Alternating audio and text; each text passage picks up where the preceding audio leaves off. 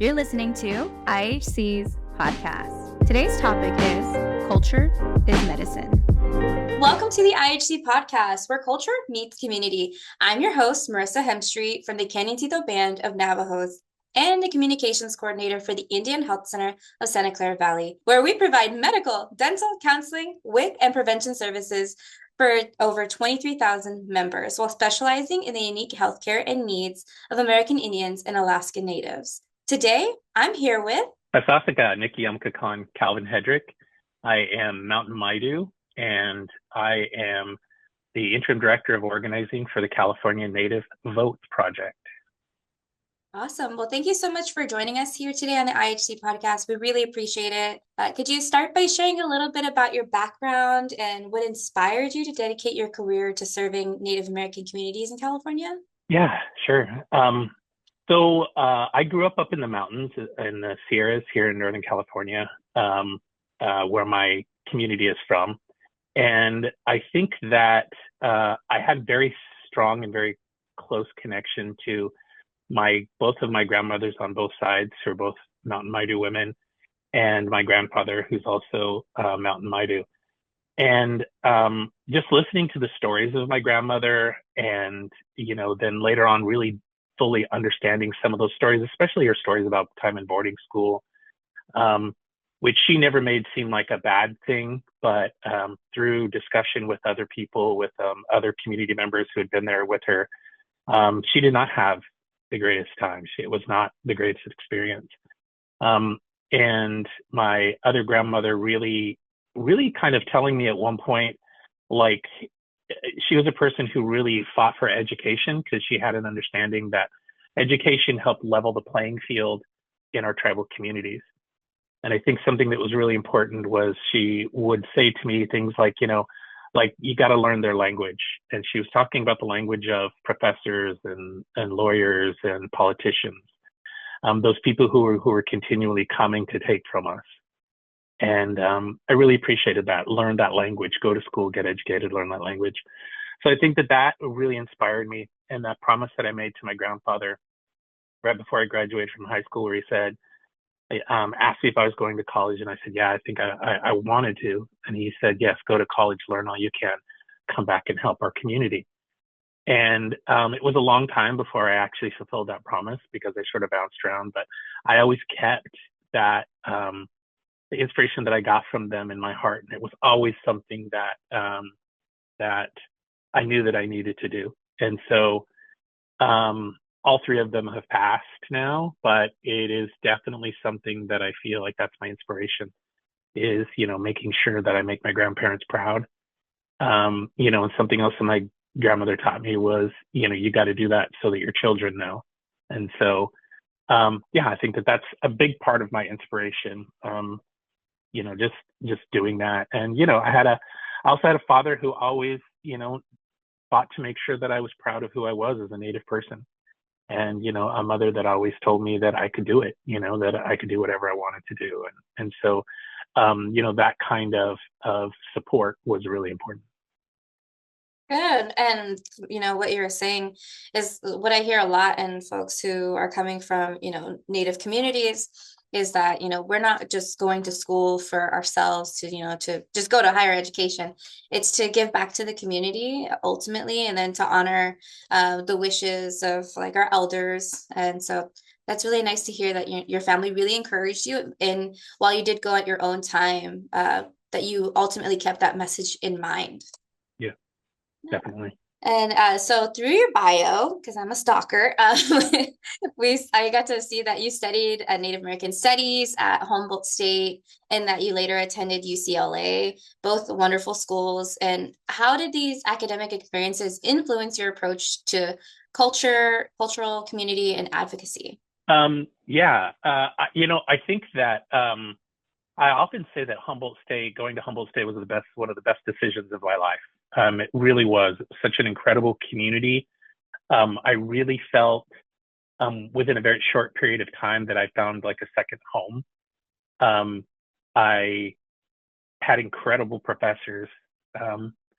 And even more than that, I hate to say more than that, but I think even more than that, it was the community, the Native community on campus, very strong Native community. I often said at that time, if you walked into the counseling office, there was a Native counselor. If you walked into financial aid, there was somebody from our community working there.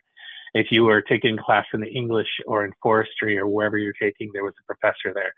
Such an incredible place to go, being surrounded by so many Native people, and just the culture and the community on campus. I often say, and I share this, that it was, I think, my second or third day on campus, and a professor was walking by me, and I saw him walking by me. I had only been in one class with him, and he said something so powerful to me as he walked by. It just made me feel like I had made the right decision. And what he said to me was, "Hi, Calvin."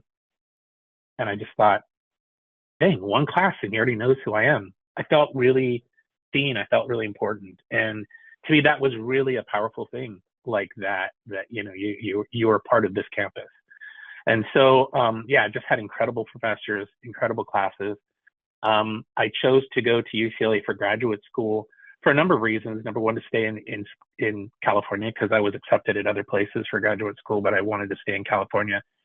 And one of the things that was really important to me was a lot of the books that I had been reading as an undergrad at Humboldt State, those people who wrote those books were professors at UCLA. And so going down there with really incredible professors while I was there, the classes from Joy Harjo and Greg Saris and Dwayne Champagne and really, really powerful people, Carol Goldberg in the law office, in the law school, and Peter Nabokov, just so many incredible people. So that really helped me to understand, like the issues that I was getting into in studying Native American studies. Something that was also really important was sitting in a classroom and thinking, from my grandmother, I want to be a professor and I want to teach at places like this. But sitting in a classroom one day, I had this realization that this is not what I want to do. This is not affecting the most change. Teaching mostly non-Native people is just not, what I want to be passionate about. And it was there at UCLA that I realized I want to work with our community directly. And the way that I could affect the most change was developing really quality youth programs.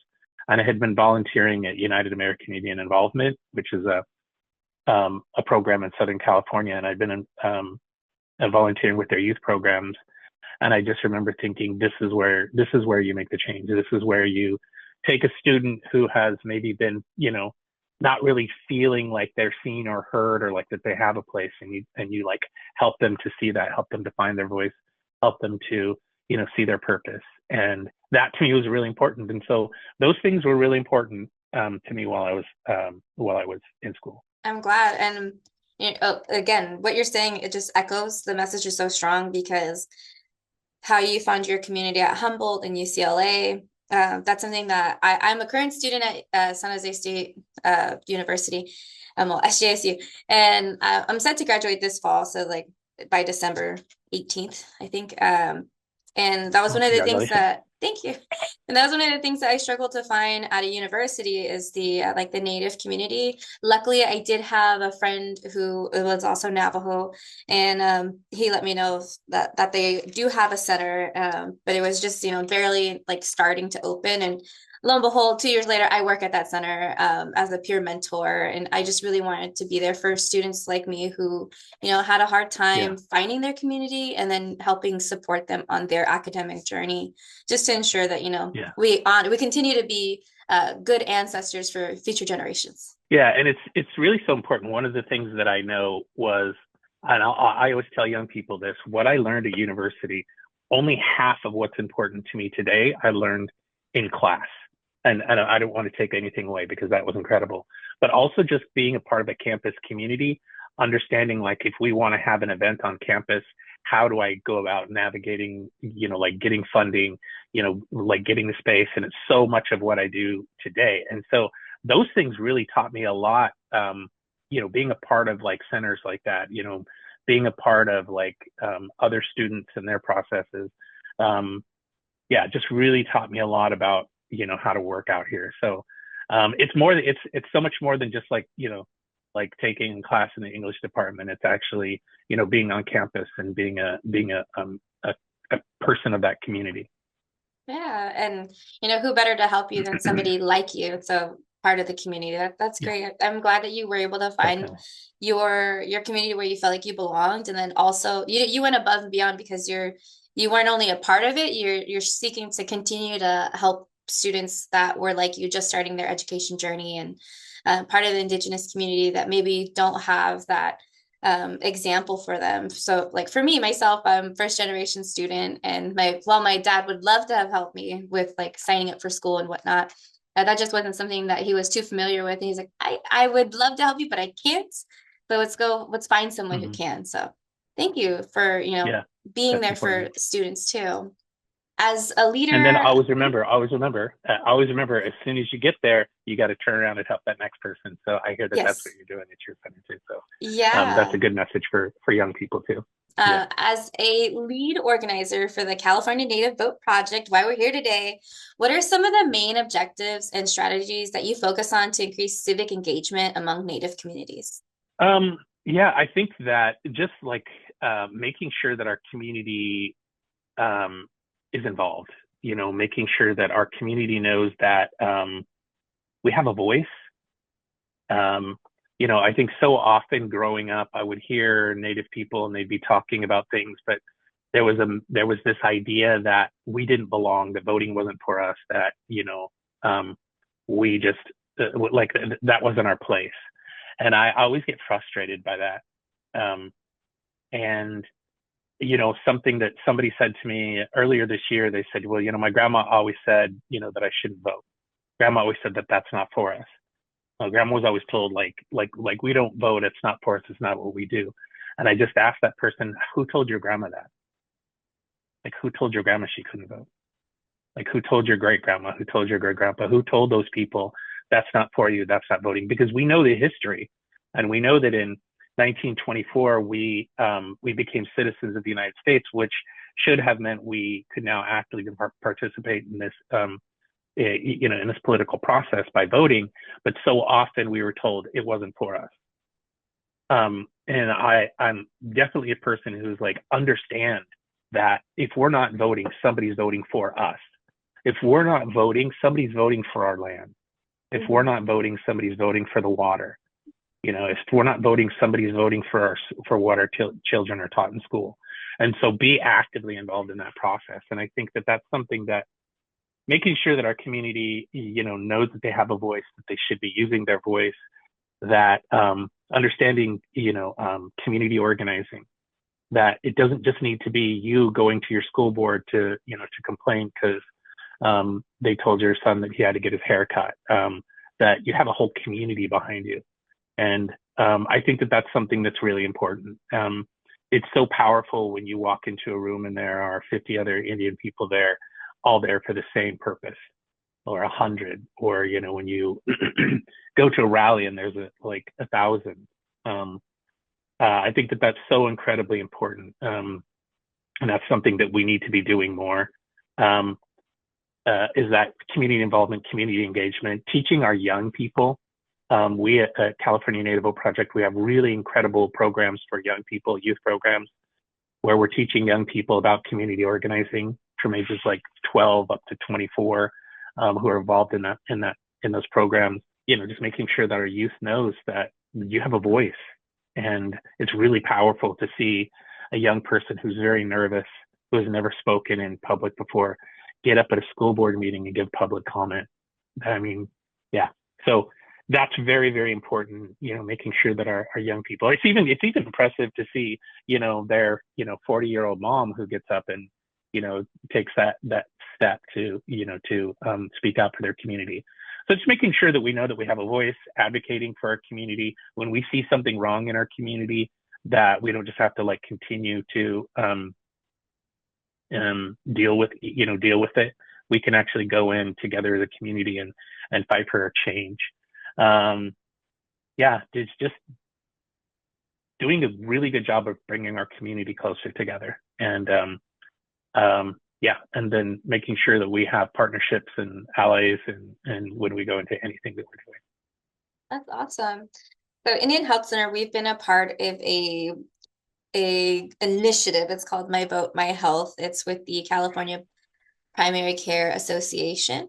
And with Mhm. that, like I've been a registered voter since I turned 18, and I'm all for voting and civic engagement, but never have I been as inspired to vote and as inspired to, never did I feel like my voice counted as much. And I think that's like common consensus with either new voters or people who just don't practice their civic engagement. And with the My Vote, My Health, and I've also seen this with the California Native Vote Project, is just, the why we vote is so important. And there was a Yeah. thing of statistics recently that I saw, and it was like your health is actually determined only 20% by going to see your primary care provider. The other 80% are socioeconomic factors, where you grew up, what kind of household income did you have as you grew up, what kind of job do you have now, environmental factors, and all of those things can be affected through civic engagement. And Yeah. even thinking about it right now, I'm getting little goosebumps, and I'm like, wow. So it just reiterating how important, that little putting the ballot in the little ballot box can be for certain communities. And, if we vote together, we have a say in what's happening together to our community. Yeah, without a doubt. And I think that that's really important. It really is. Yeah, we can continue. Yeah. So with over 22 years of experience in this field, what are some of the significant changes you've witnessed in Native advocacy and community engagement over the years?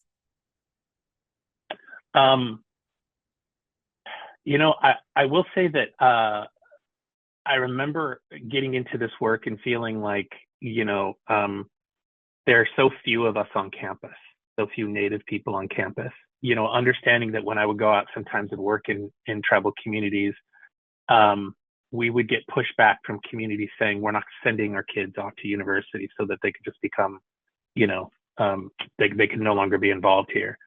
And I think that I'm seeing a change in that, with a lot more young people,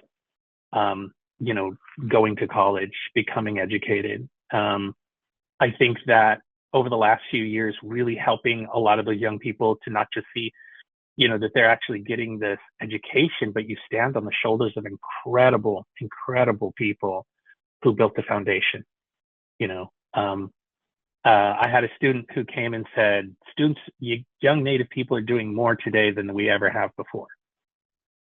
And I didn't want to dismiss that, but I said, always remember, it was young college people who occupied Alcatraz.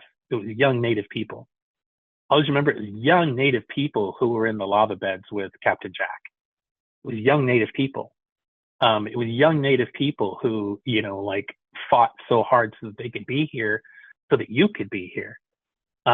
So yes, I know we're doing really incredible things, and young Native people are doing really incredible things, and I'm so proud of that.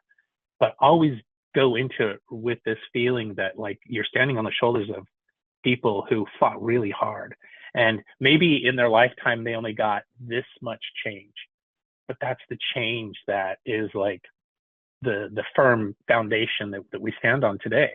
And so, I think about my father's mother, who was involved in Indian education. And, she always was involved because she wanted our community to be more educated. And maybe she didn't make all the change there was in the world, but it's because of her that I do what I do. And so that to me is super, super strong and powerful. So understanding that, making sure that our young people are seeing the importance of education, are seeing the, that they can create really meaningful change. I think definitely there's been a lot more engagement. I see really, really strong programs, like the California Native Vote Project, like the California Consortium for Urban Indian Health, California Rural Indian Health Board, California Indian Manpower, our Indian education programs, which are so, strong, and they do so much with so little. I've seen just incredible, incredible things. But in my lifetime, in the work that I've done, I've seen young people becoming medical doctors, seen young people becoming lawyers, seen young people becoming professors. seeing young people just becoming a heavy equipment operator and staying home and taking care of their community. It's really powerful to me. It's really powerful to see that. And I think a lot of those things are what I've seen in the work that I do. I think that I feel like we're moving in a good direction, and I'm really proud of what our community is doing right now. Yeah, and I like the historical context that you bring to that, where you mentioned, okay, yes, our Native youth are amazing. They're doing, their darndest to, make things progress further forward. But as you're saying, we need to remember that, we're standing on the shoulders of giants, of people who've come before us, who've already put in the work as well. And, they did their time. Now it's the youth of today's time. And just knowing that, hopefully we continue to push this dial further and further to where, reaching out to our Native communities and everything to make sure that they're civically engaged or they stay educated is a norm and not something that's not the norm, where we have those cultural, our elders telling us, oh, voting's not for us, or, maybe education's not for us. And maybe, hopefully we're fighting for a future where going to school to better our own community is part of the norm, and where folks just feel more comfortable doing so and feel like they have a place doing that. So thank you for being part of that representation, because you don't know that you're capable of achieving something until someone who looks like you or is part of your community has also achieved that. Definitely. And so again, through your bio, I did see that you're a Maidu dancer and that you have in-depth cultural knowledge. Can you tell us a little bit about the role of dance and cultural practices in connecting and strengthening Native communities? And this, this question was kind of a little bit, it hit some place that I didn't realize it would be like an emotional question, but I think that dance and cultural practices play a huge part in what we do. I think for me, myself, having danced, in my community and having danced at, ceremonies all over the place, it was something that a few years ago we had a tremendous amount of loss in the community that I'm from, and it was from dance community people up in the mountains. And I chose to take a step back from that because I understood like what, when you go into dance, you're dancing for the people, for the community. And if you're mourning the loss, that's not what you want to give back to your community. Excuse me. And so I chose to take a little bit of a step back, but just really understanding that we have a strength and we have a responsibility. And I think sometimes people forget that, as a dancer, you have a responsibility to be a strong, solid person for your community, because what you're doing is you're dancing for the health of your community. And if you're not healthy yourself, if you're struggling, that's what you're giving out to your community. And so just to make sure that, that we're strong and that we're healthy, I think it's so incredibly important. I think that people who I've seen who are dancers and who come from that background and then get into, working positively for their tribe, whether they're on tribal council or, working for their tribe, people who come from a dance background who get more involved in civic engagement, they come from a place where they always have a foot in their cultural world. I cannot go and make a decision that I make without part of who I am. I always say, like, one time waking up in a roundhouse at Grindstone Indian Rancheria and just feeling the power of that place. Just feeling like the power of the people who had come from there before. It was really, really impactful. And so I will always try to do something for those communities to give back for what they've given me. And I think that that's really important. There are so many incredible dancers. I think about, like, my brother. I think about friends who have been dancing longer than I have and who continue to go out there and do it. And the strength that they have, I think is really powerful. And I think about some of those people who I first met through the dance community who are now tribal chair people, who are now, on on councils at, in their community, or on committees, or doing things, or doing work like this, have like stepped into this world of like wellness, or of like civic engagement, or of health, or, mental health, and who are doing incredible things. And I have to believe that they bring some of that culture with them every single day in the work that they do. So I think that's really important. Really, I think dancing really makes me like consider every decision that I make, every step that I turn. I'm always thinking back to, what is the right decision from the culture that I've been given. So I think that's really important. I think that being involved in dance, it's, you're healing, and in so much of the work that we do after that, whether it's civic engagement or whatever we're doing, we always want to, we sometimes come from that place of like healing. So I think that that's important too. And yeah, I think that that's just kind of what I'll say, that I think that a lot of the values that I have from there, they really remain central to a lot of the work that I do. Yeah, I hear so much about the interconnectivity between cultural dancing, or that cultural identity, along with, what you do in the community as, for work, like for you. I don't know if you've ever listened to our IHC podcast. I got a chance to interview and Angel Fabian from the Bates, the Bay Area American Indian Two Spirits, and then I also interviewed Ash Franston from the Q Corner with Santa Clara County.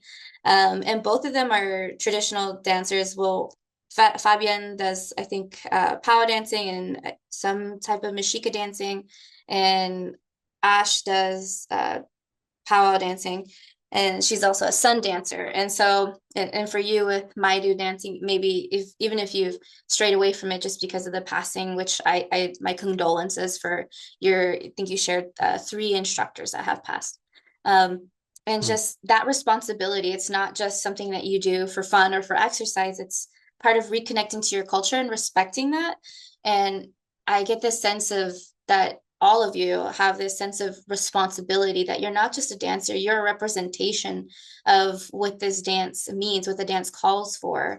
And that even when you're not on the dance floor in that ceremony, you still wear that cultural hat, that robe of just that you need to respect this culture in all aspects of your life, not only in ceremony, but in the work that you do. And I think that message, I could feel it when you were sharing what you do, and just how you keep that in the back of your mind, that you're not just Calvin, you're Calvin, a Maidu dancer, and that you need to respect your culture, and you try to intertwine your culture with all types of the work that you do and people that you make connections with. So I could feel that as you were saying it. So thank you so much for sharing that. And I do apologize for bringing up the Maidu dance part of your life if it's a challenging thing for you to talk about. And I appreciate your vulnerability and sharing that while it has been tough, that you felt comfortable and safe enough to talk about it in this space. Yeah, definitely. From your perspective, how can cultural traditions like those of Mountain Maidu support community resilience and identity, especially for younger generations? Did you get to see a lot of youth participating in Maidu dance ceremonies? Yeah, I mean, it's an interesting thing, because, our traditions tell us that when we're talking about what we do through like our traditional dance and ceremony, we know that young people, they have to be strong enough. They have to be strong enough within themselves. If I'm going into dance and I'm dancing for a community that is suffering from trauma, that might be suffering from, drug and alcohol issues, that might be suffering from loss, that means I'm asking a young person to take that on. And so traditionally in a lot of our communities, young people didn't dance. Young people weren't even asked to go into the roundhouse yet until they were old enough and strong enough to like bear that weight on their shoulders. And so I think that that's something that's really important. I think that we have suffered so much loss, and we have suffered so much that a lot of communities are like, we have to make our young people strong so that they can dance and that they can do this. And I think that that's something that's really important to understand. Like for instance, in my community, my oldest son danced when he was young, and then we made the decision to, do a more traditional thing where he wouldn't dance until he was older, until he was able to take on some of that. And so, and that's just a personal decision. It's not like like a wide thing. And I'm not saying anything about those people who dance at younger ages or who allow their community to be. And so I think that that's something that's really important, is just learning that and understanding that. I think that so often we've lost a lot of that culture. I say every time, I heard this a while ago, but every time an elder dies in our community, we lose a library, because there's so much knowledge. Several years ago, we up in Greenville, up in Plymouth County, where I'm from, we did a thing where we had an elder come in and was talking, and the elder was like, listen, I don't know that much about culture. I didn't learn it all. I was in boarding school. I took a different path. And then just through conversation, just a casual conversation, he sat there and he said, well, before we ever went out and hunted for the deer, we had to build the tools that we would need. And so you would sing a song about finding those tools and about building them. They'd sing a song while you were making them. And then there would always be a dance before you would go. And I was like, you're sitting here, you're telling us this entire ceremony from your perspective, and you're saying that you don't even know. But that was really powerful. It was really incredible, And so I think that, I do think that it's really important. I think that our traditions really do play a big role in, like I said before, in what we do. And I think that it is important for young people to know, to understand just really how, what our grandparents, what our great grandparents, what they had to go through so that we could be here today. Understand that we're losing our language, but it's there, and we could still do it. I think that that they're, as much as we can, teaching young people language, teaching young people culture, helps to have them connected to that part of who they are. That there's a continuum that was started, long before we were ever a part of this. And I think that that's something that's really, really important. And I think it could really, I think about, I tell stories, and I tell one of our creation stories.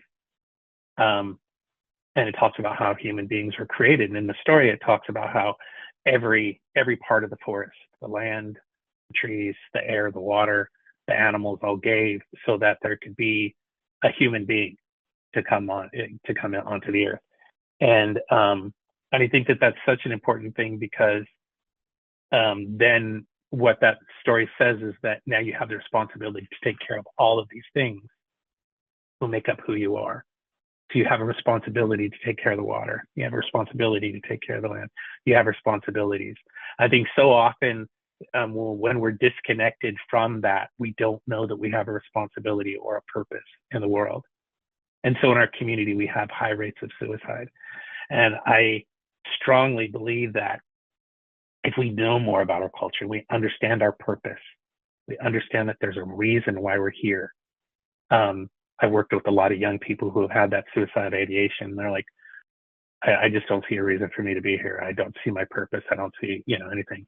And I just sort of feel like that connection to that one thing, if we just knew that from the very, very youngest ages, that we have a purpose in the world, how powerful that is.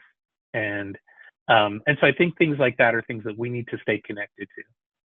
That understanding of our purpose, understanding of who we are and what we mean to the world, I think is really important. Yeah, I empathize with that. And then for our listeners, if you or someone is struggling with suicidal thoughts or ideation, feel free to call the number 988, and someone will be there on the other line to assist you during this difficult time and provide you some resources in your local area. And then, so for what you shared about, for your tribe, one of the like common beliefs is that, the youth shouldn't really be partaking in the dance ceremonies just because they may not be mentally or physically ready for that type of responsibility, which that's something that's new to me. I'm an urban native too, so I'm also going to put that out there. So Yeah. thank you so much for sharing that. And yeah, I do see in certain communities the youth don't really partake in ceremonial things. Well, for me, I thought it was mainly because they were still learning.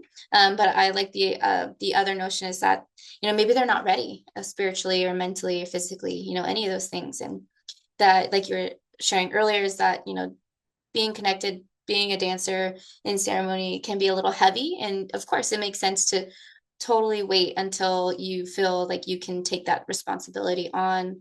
And then as for the elders passing, and you're saying like, it's like we're losing a library, and that you had an elder that you were talking to that was like, yeah, I did go to boarding school. I did do this. And then they, out of nowhere, they shared, a good piece of like cultural information. And I had something similar happen to me, but it was my dad. And because he got disconnected from his culture after he served in the army for a little while. And once he got, I don't know, he left the army to have kids, me.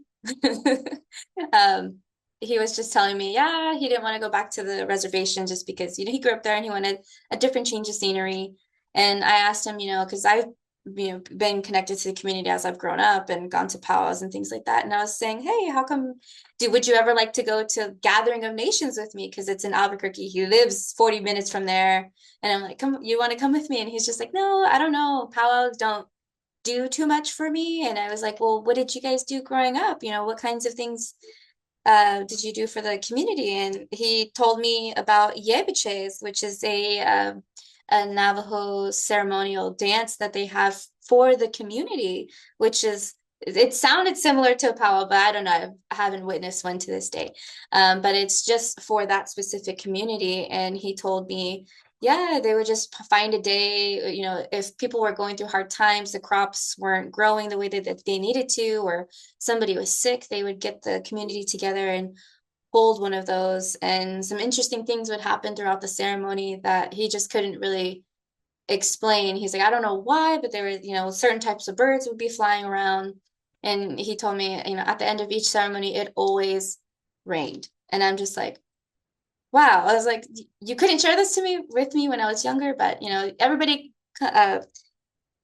everyone comes to, appreciating their culture and sharing that cultural message when they're ready. And I think that was just his time to share what yebiches were like for him when he was younger. And so I liked your elder sharing story. Yeah, I mean, it's really is incredible. I think about like my grandmother, my mother's mother, who never really spoke much language, and I just had always assumed that she didn't, she just didn't know very much. And then hearing from another person who was at boarding school with her, who said, "Oh yeah, she used to speak the language all the time. Like she used to do that." And so when she was about 90, we came home from a ceremony or a dance or something, and she was teaching my brother like full sentences in Maidu. And we were like, whoa, this is crazy. Like grandma's just like in her 90s, all of a sudden is remembering language. And I was like, I don't know where this is coming from. And then it was a while later, I was telling that story to a friend, and my friend said, because it was safe. Because she realized nobody's coming to take you away. Mm-hmm. And man, it really hit me like, yeah, that could be it. Like she started sharing language with us because maybe she was afraid to share it before because she had been taken away. Right. And so, I mean, there's probably, I'm sure that there's more to it than that, but it just really hit me like, yeah, like elders realize, oh, no one's coming to steal my kids, my grandkids, so yeah, that was powerful. Yeah, I definitely believe that. And I think similarly, like with my dad, I would always ask him, why don't you speak Navajo fluently? And not in a shamey way, because I got shamed a lot for not speaking Navajo fluently or Spanish fluently. And so I wouldn't want to do that to anyone else, but I just wanted to know his reasoning, because he did grow up on the reservation. They did speak it fluently in his family. And that was part of the reasoning. He was just like, well, we were told not to, because when they were coming for like during the times of relocation, that's one of the things that they kind of looked out for, and they would take the children who were closer to their culture. So it was kind of like an incentive to maybe not be out in the open with it. And that just seems so hard. And I'm glad that, we're slowly but surely getting away from that type of feeling of tightness and tenseness just for embracing our culture. And so along this messaging, looking forward, what are some of the goals of the Native Boat Project and for community initiatives overall? What kind of progress would you like to see in the coming years? Yeah, I think in the California Native Boat Project started in 2016 in Los Angeles, and then we opened up an office here in Sacramento in 2020. And I just see that, since I've been here since 2020, just how like the steps that we've taken, I think have been really, really important. And I think that just continuing to do that, like expand our engagement across California, to make sure that, that people know that there's a California Native Boat Project, that, we can do integrated voter engagement where we're working with, getting out the vote during a voting cycle. But when it's a non-voting cycle, we're still here. We're still like engaged in our community. We still have community organizing initiatives and campaigns going on, just to make sure that that's something that we continue to do to grow, so that more of our community knows like who we are. We have currently in the Sacramento area, we have campaigns in school districts to change the way that American Indian history is taught, and to change. We just went through a battle in the San Juan Unified School District where our parent advisory committee, we helped support them in getting a land acknowledgement passed. And it was a fight, and in some communities it's not. It's just a no-brainer. Yes, land acknowledgement, great. But in that community, it was a little bit of a fight. It is, working with, we have a fellowship program where we train, we do trainings for this group of fellows for like a little over a year. They come in and they learn more about this process and about what California Native Boat Project does. Then they go back to their communities and try to, build on that. I think that that's really powerful. And from that, we've done like voter registration parties out in communities. We've done candidate forums in tribal communities, which don't always happen, right? A candidate forum, all the non-native candidates come out and they meet on tribal land and they do a candidate forum and answer questions. That's powerful. In Lake County, we've done that. And, in Lake County, they have some other things that are on the ballot, like asking the community if the changing in the name of Kelseyville, which was, Andrew Kelsey was a horrible person who did ridiculous things, atrocities to Native community. And there's a town named after him.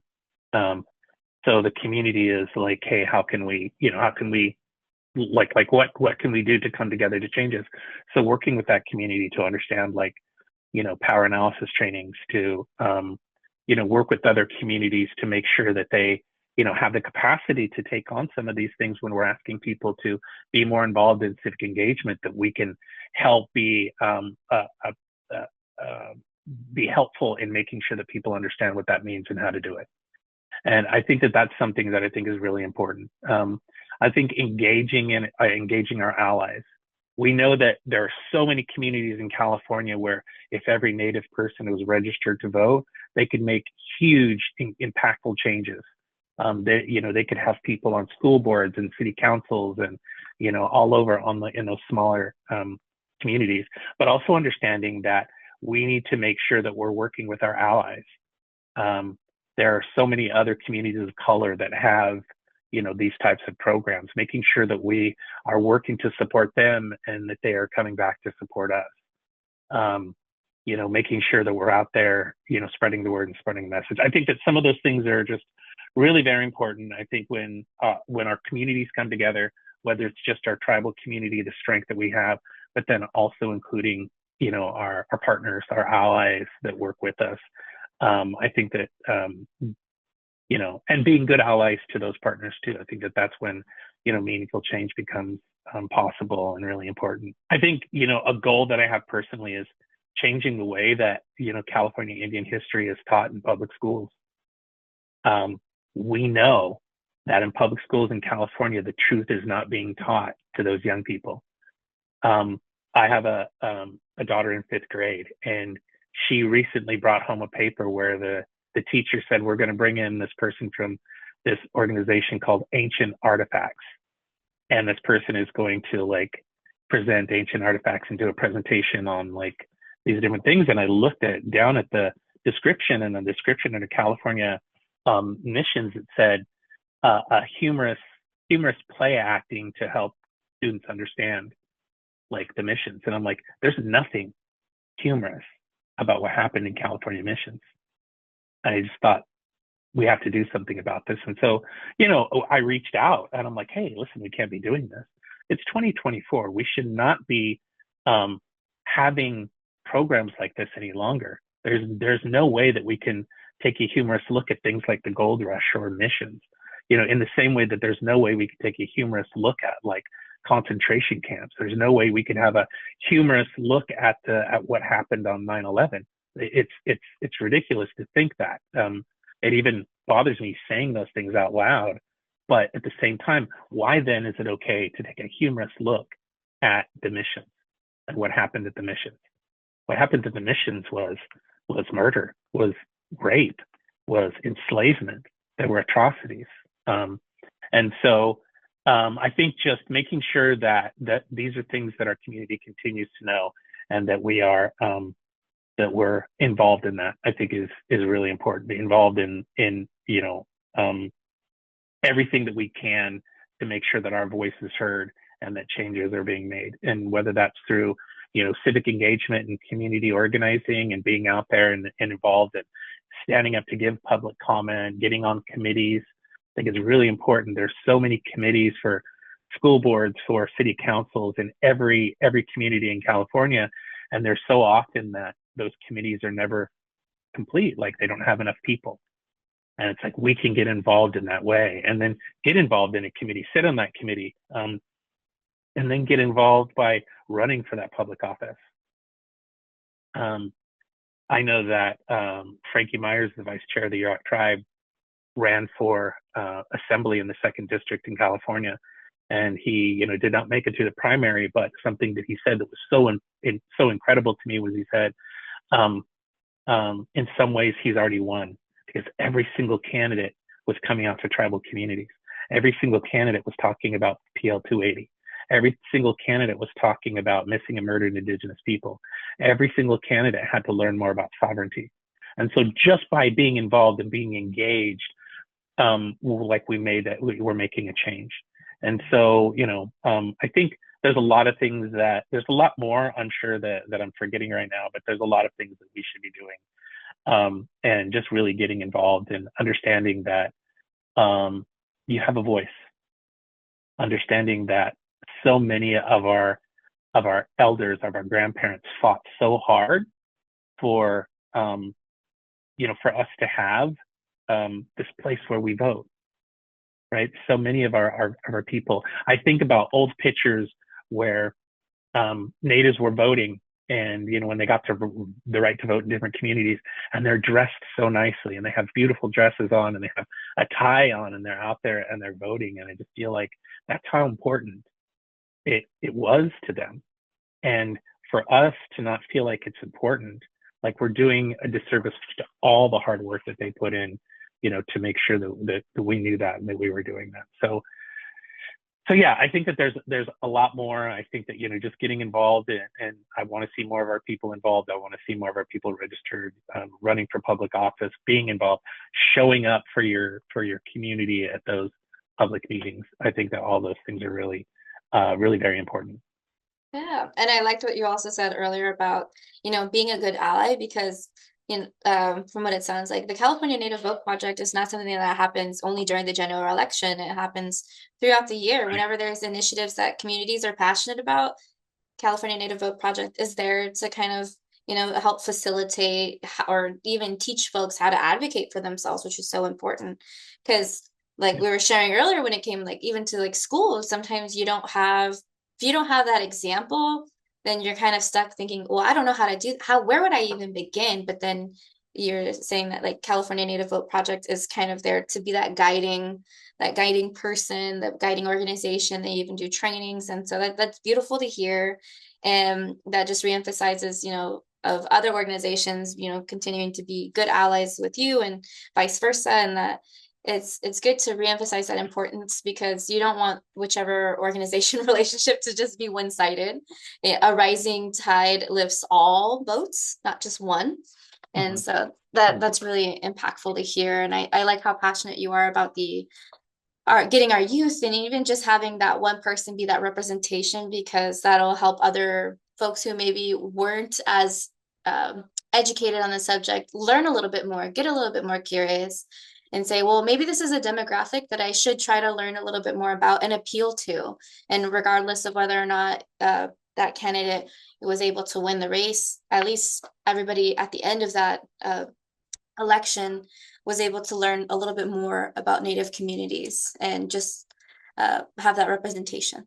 Yeah, So, and I mean, I love that we continue to be involved also with like Assemblymember Ramos, the only California Indian in the state assembly, and showing up there and being actively involved in that. So not just on that smaller regional level, but really getting involved all the way across the state. Yeah, I think that's important too. you guys have your hands in everything. I love it. Do you have any advice in those interested in supporting Native communities, either as members or allies? Yeah, I definitely think like take a look at what we're doing. We're on social media. Get involved. I think like we always need more community members involved in the things that we're doing, and understanding what we're doing, and then going back to your community and taking that back. I really appreciate people like I really raise up people like Kyle Bill from Lake County, who was one of our fellows, and then went back to his community and took that knowledge back to his community. And it's so important. And we've got people who are involved in our fellowship all over the state. I think being involved, we have community members who show up for us to volunteer for phone banking during this election cycle. We have non-Native community members who have shown up. We have people who really get involved by like if we have something going on, like recently at the school board, we were asking people to send in email the school board to say, you support this. So we had Native, non-Native community members from Sacramento, from throughout the state, who are doing that. And that's so incredible, because that school board is now looking and saying, hey, listen, we got 230, 240 emails, in just a matter of a few days sent in, like, this is something that we need to address. This is something that we need to respond to. I think that's really important. And so getting involved in whatever way you can, I think is really important. I think so often, we look at so many incredible programs like the California Native Vote Project, with other programs too, who are surviving on whatever grants they can get. And I think that we have people who are working in these programs who are, working really, really, really hard, and who have a passion for this kind of work. Support them. I think that's really important.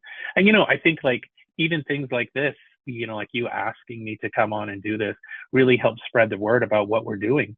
And really helps our community to see, hey, there are people out there who are, understanding community organizing, who are understanding what a power analysis looks like, and is going to come out and teach our community about these things, how to develop, how to engage in civically, how to, how to build strong programs and strong community organizing groups. And I think that I thank you so much for having us here, and I think that we just need to continue to be out here in community, take a look at us, take a look at our social media, take a look at our what we're doing.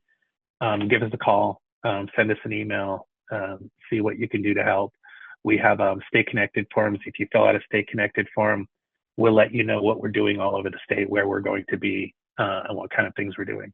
So yeah, and reach out, stay connected with us. So at IHC, we believe that culture is medicine. What does culture is medicine mean to you? I think culture is medicine means to me that we're staying connected to like the strength of our community, to the strength of our grandparents and our great grandparents, our ancestors.